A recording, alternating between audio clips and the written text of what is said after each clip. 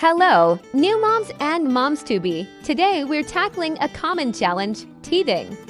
It's a tough time for your little one, but with the right strategies, you can help ease their discomfort.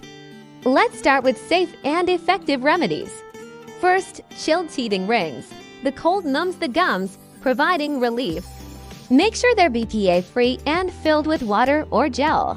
You can also gently massage your baby's gums with a clean finger or a soft, damp cloth. Another option is offering healthy, cold foods like pureed fruits or vegetables. Think applesauce or mashed bananas straight from the fridge. The coolness helps soothe the inflammation. Always supervise your baby while they're eating to prevent choking. Now let's talk about what to avoid. Teething necklaces, especially amber ones, pose a serious choking hazard. The FDA strongly advises against them. Teething gels containing benzocaine should also be avoided due to potential risks. Also, avoid giving your baby hard foods like whole carrots or apples, as they can be a choking hazard.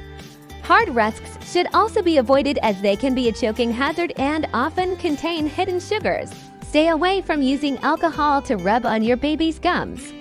This can be dangerous. Remember, every baby is different. What works for one may not work for another. If your baby's teething symptoms are severe or accompanied by a fever, consult your pediatrician. It's always best to err on the side of caution. Signs that warrant a call to the doctor include a high fever, diarrhea, or extreme irritability that doesn't improve with home remedies. Teething can be a challenging phase, but with patience and safe remedies, you can help your baby through it.